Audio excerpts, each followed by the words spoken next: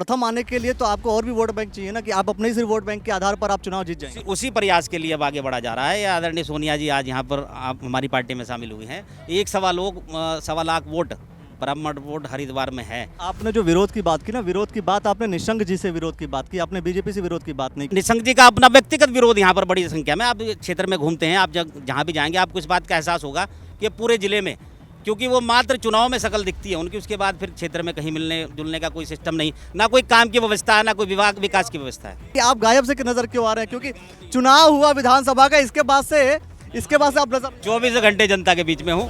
ऐसा नेता सुबोध राकेश ही ऐसा जनता का सेवक है जो चुनाव हारने के बाद भी अगले दिन से जनता के बीच में है।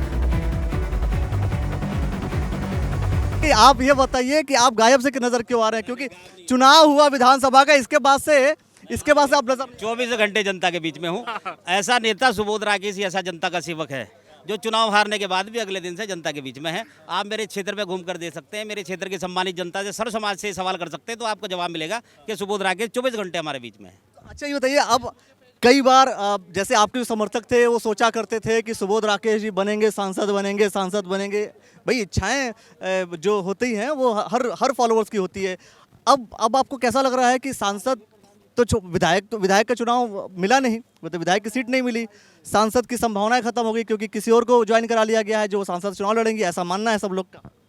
देखिए, ये तो समय से पहले कभी किसी को कुछ नहीं मिला है, ये सितारों के खेल है, और जब सितारे सुबोध राकेश के पक्ष में आएंगे तो सारी चीज़ें ठीक होती चली जाएंगी। आने वाले समय में आपको दिखेगा कि जहाँ भी जो भी चुनाव, ये जनता का है सेवक, आने वाले समय में आदरणीय बहन जी के आशीर्वाद से जो भी चुनाव लड़ेगा निश्चित रूप से बड़ी जीत के साथ अब की बार आगे बढ़ने का काम हो। इस बार श्योर लग रहा है आपको कि जो भी लड़ेगा कौन, कुछ आइडिया है आप? देखिए, लड़ने का काम आदरणीय बहन जी का है, लड़ाने का काम आदरणीय बहन जी का है, उनका जो आदेश होगा उसका पालन किया जाएगा। और निश्चित रूप से ऐसा एहसास हो रहा है जैसा आज सदस्यता ग्रहण समारोह हमारा हुआ, हजारों हजार लोगों की, सर्व समाज के लोग उनको आशीर्वाद यहाँ पर सोनिया जी को देने आए। मैं उनको बधाई भी देना चाहता हूँ।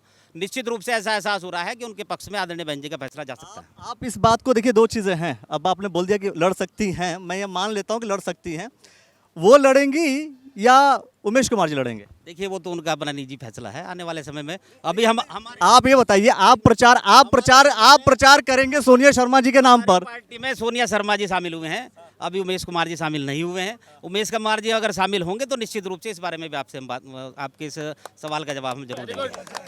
और आपकी पार्टी के दो विधायक, भाई जाहिर सी बात है, विधानसभा का कोई विधायक है तो उसको एक मजबूत प्रतिनिधित्व होता है, वो दोनों यहाँ पर मौजूद नहीं है, क्या कहेंगे आप? देखिए, इसका मैंने और भी सम्मानित अपने मीडिया कर्मियों के सवाल का जवाब दिया है। ये उनका निजी कार्यक्रम सोनिया जी का यहाँ पर सदस्यता ग्रहण का था।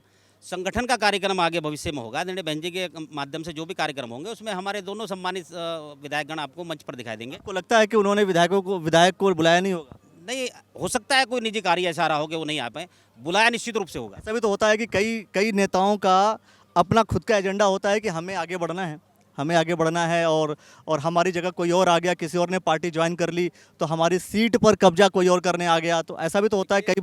कई बार जो है पार्टी के अंदर भी अंदरूनी जो लड़ाई है वो शुरू हो जाती है। पार्टी संगठन से आदमी जुड़ा है तो उसका खुद का निर्णय नहीं हो सकता है कि उसको क्या करना है, वो पार्टी संगठन तय करता है। वो कोई भी पार्टी हो, उनके जो मुखिया होते हैं वो तय करते हैं कि किसको लड़ाना है, किसको नहीं लड़ाना है।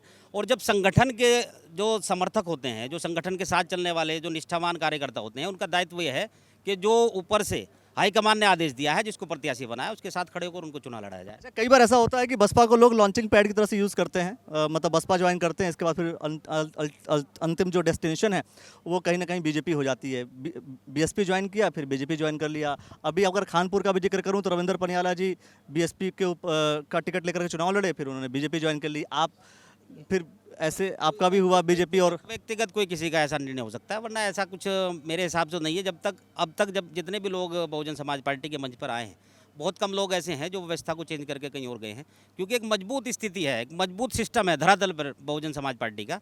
एक ऐसा वोट बैंक है जो किसी पार्टी के पास नहीं है, तो कोई भी अगर समझ नहीं लगता आपको कि वो जो वोट बैंक है बहुत ही लिमिटेड है और उतना ही वोट बार बार मिलता है, उतना ही परसेंटेज बार बार मिलता है?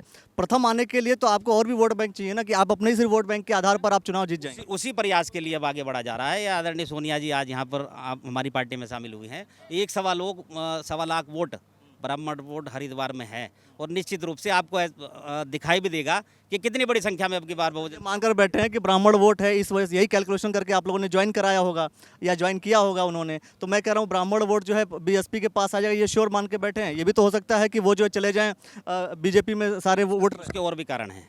एक तो अभी वर्तमान समय में चाहे वो भारतीय जनता पार्टी हो चाहे उनके सांसद हों, उनके माननीय सांसद 2 बार यहाँ पर सांसद बन चुके हैं, चुनाव में शकल दिखाते हैं, उसके बाद कहीं आपको क्षेत्र में नहीं दिखते हैं। इतना बड़ा विरोध धरातल पर उनका है, उन लोगों के अंदर भी जो उनको पक्के वोटर उनके कहे जाते हैं। ऐसा नहीं है कि मात्र उन्हीं का वोट हमें मिलेगा, वो लोग बड़ी संख्या में हैं जो भारतीय जनता पार्टी के वोटर हैं, लेकिन अब की बार नाराजगी इतनी ज़्यादा है कि वो सब लोग अब की बार बहुजन समाज पार्टी की तरफ डाइवर्ट होंगे और यहाँ से एक मजबूत चेहरा जो शामिल पार्टी में हुआ है। आपने जो विरोध की बात की ना, विरोध की बात आपने निशंक जी से विरोध की बात की, आपने बीजेपी से विरोध की बात नहीं की।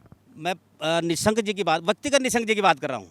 निशंक जी का अपना व्यक्तिगत विरोध यहाँ पर बड़ी संख्या में, आप क्षेत्र में घूमते हैं, आप जहाँ भी जाएंगे आपको इस बात का एहसास होगा कि पूरे जिले में, क्योंकि वो मात्र चुनाव में शकल दिखती है उनकी, उसके बाद फिर क्षेत्र में कहीं मिलने जुलने का कोई सिस्टम नहीं, ना कोई काम की व्यवस्था है, ना कोई विभाग विकास की व्यवस्था है। क्योंकि आप समझ सकते हैं, बीजेपी को भी आप समझ सकते हैं। मैं कह रहा हूं कि अगर निशंक जी न लड़ें, कोई और लड़ ले बीजेपी से, उस कंडीशन में भी लगता है कि बीएसपी जीते। अब की बार कोई भी लड़े, अब की बार तो बहुजन, आपने बोला ना कि विरोध जो है निशंक जी का, आपने बोला विरोध बार बहुजन समाज पार्टी है मेरे भाई। और निश्चित रूप से गुप्ता जी, मैं दावे के साथ कहना चाहता हूं कि बहुजन समाज पार्टी का प्रत्याशी, आदरणीय बहन जी का प्रत्याशी अब की बार जो यहाँ पर आएगा वो अब की बार निश्चित रूप से सांसद बन के लोकसभा में जाएगा। चलिए अभी देखते हैं। धन्यवाद सर आपका। दोस्तों ये देखना होगा कि क्या होता है वास्तव में। बहुजन समाज पार्टी की सदस्यता आज ग्रहण की है इन्होंने। सोनिया शर्मा जी ने बहुजन समाज पार्टी की सदस्यता ग्रहण की और सदस्यता पूरा समाप्त हो गया। जो भी लोग यहाँ पर अतिथिगण उपस्थित थे, सभी लोगों से हमने बात की। बात करने के बाद आपको क्या लगता है कि क्या कुछ स्टोरीज होने वाली है, चुनाव कौन लड़ने वाला है, कौन नहीं लड़ने वाला है? कई बार कुछ लोग क्लियर हैं, कुछ लोग डाउट्स में हैं, कुछ लोग सपोर्ट कर रहे हैं, कुछ लोग नहीं कर रहे हैं। यही सारी चीज़ें आपको यहाँ पर नज़र आ रही हैं। अब बने रहिए हमारे साथ, देखते रहिए और सोचने वाली बात, जो चीज़ें आएंगी, जो इन्फॉर्मेशन आएगी, हम आपको इसी प्लेटफॉर्म पर दिखाते रहेंगे। बहुत बहुत शुक्रिया, बहुत बहुत धन्यवाद।